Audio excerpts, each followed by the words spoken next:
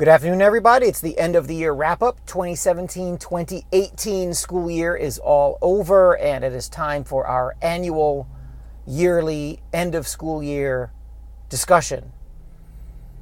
Our graduation was Friday, and it was great. We had young men and women graduating, and I'll tell you what, there is really something to be said for the ceremony. The students were proud of themselves, the parents, the families. Everyone was happy. It was a great sunny day. And even with the kind of, cookie cutter stuff, the girls were in gold gowns and the boys were in burgundy. And they put on the mortarboard hats and moved the tassel, the speeches. It was a rite of passage. It was something positive. It really was. I haven't been to a graduation in a while. I really enjoyed it way more than I thought I was going to.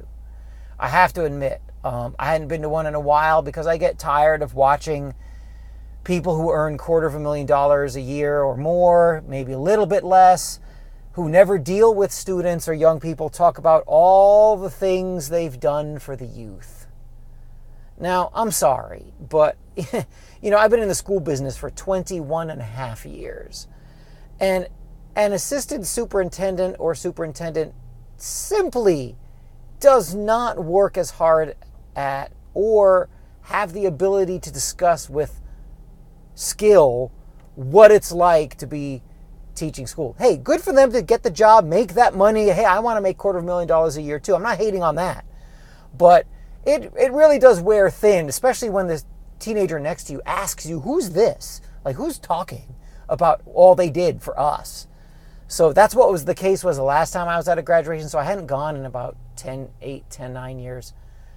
And I went this time and it was great. It was really enjoyable. But quick wrap up is the same theme that I brought up a lot in these previous video casts. And that is that something's going to happen. Our complete kind of sort of clown world that exists, especially in progressive liberal education world, something's going to break soon. I don't quite know how this is going to play out, but let me tell you where I'm going with this and why I bring that up, because I'll bring up 3 quick incidents that came up this year that do not reflect the social media space or the progressive left space that seems to run our clown world society now.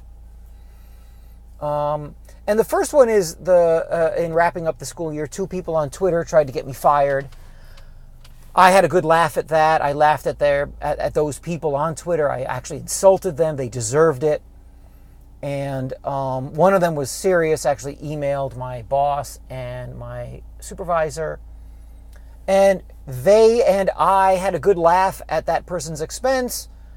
And also the big laughs came from students. The big laughs came from teenagers. I typed in some thread, it's okay to be white, which 900 zillion other people had typed as well. It was some kind of anti-white thing. Really brazen, sick stuff about white people dying or they deserve to get beaten or something like that. I can't remember. And so someone saw my Twitter profile and was shocked and angry and outraged that a teacher would say such a thing. And I'm going to tell on you and get you fired, and your students must be stupid because of their teacher. Well, I informed Mr. Anonymous on Twitter that all of my students were black. I don't have any white students. Do you care to edit your statement, and why are you such a racist? So I explained all of this to students, and they had, along with me, we had a great time with this. We had a lot of fun with that. Because your outraged Twitter mobs rely on adult fear. And the teenagers coming up do not have that. They are not afraid of you. So this idea that what you see with social media mobs and Twitter mobs and the genesis of those and the beliefs of those are not shared. And I'm going to be specific because I can't speak for teenagers around the country, but I will speak for the ones that work with me that I administered to all year. They're not down with that. They thought that this anonymous Twitter nonsense to get me fired, freelance teacher, was stupid and funny. And we had a good laugh at that. The second thing is the Starbucks incident. Let me tell you how teenagers at my school, remember I'm being specific, I'm not trying to talk about teenagers, the ones where I work, they brought this up to me, particularly the first period class, the class that was there for college credit. They brought up this Starbucks thing where the guys were there and they didn't buy anything, and I think it was the assistant manager called the police to arrest them because you can't stay in a store to not buy anything. It just doesn't work like that. And if you owned a store, you wouldn't want it to happen either. Of course, the people screaming about it own nothing and don't run a business, but that's another story. You know the first thing my students told me with that Starbucks stuff? They saw the video and they're like, "Mister, there's no way these guys were waiting for a real estate business meeting."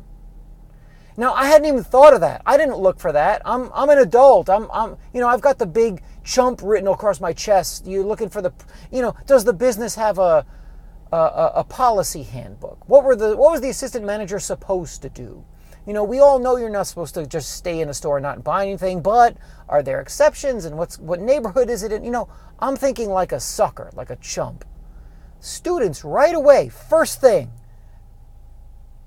no way they were waiting for me. Look how they're dressed. And if they were dressed doing real estate like that, it was all BS anyway. I'm not doing a real estate meeting in Starbucks dressed like that.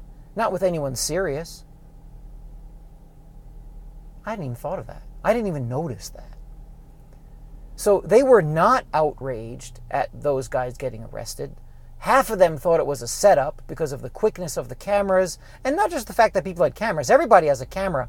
The angle was perfect. Right away somebody piped in with, "I sit here all the time and I never get arrested and they didn't do anything." And they smelled a rat right away. Now, I don't know if that event was staged. I happen to think it wasn't. I think the diversity industry took that one over, saw their opportunity, and they took it. The shakedown artists. But and I'm a conspiracy theorist, but students right away were like, rabid criticism, cutting down to the white meat early with that. That was the Starbucks incident where everyone was wringing their hands and crying about victims. Lastly, the other thing that I wanted to talk about was this Kanye West stuff that I've mentioned before. Something is up with that. And the people who on the social media adult leftists, can I say leftists? Progressives, who were talking about how Kanye's lost his mind, how Kanye doesn't really mean it, how he's stupid, all of these kinds of criticisms.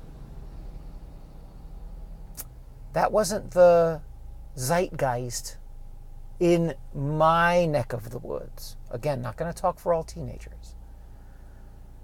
So they listened to what Kanye West had to say.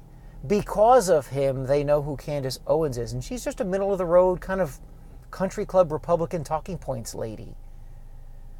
But the rabid and visceral nationwide condemnation of what Kanye West tweeted and what he said was not the reaction among the teenagers where I work. So my point is, the young people especially, their BS-ometers aren't broken.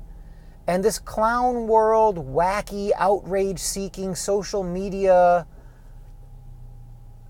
puppet master type stuff, because none of the stuff makes sense. I've got a video actually still on my phone I haven't released yet.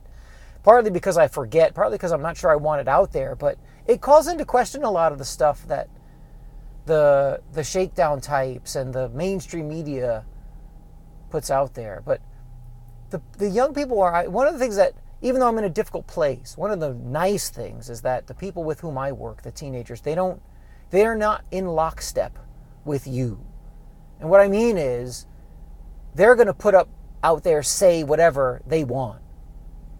And if a Twitter mob or a social justice warrior goes after them, I don't care. It doesn't mean anything to them. And that's why I started this with something's going to break somewhere. There's going to be a little hole in the dam, and water's going to be pouring out, and it's going to turn into a torrent. So I don't know what it's going to be. I don't know what it's going to be like.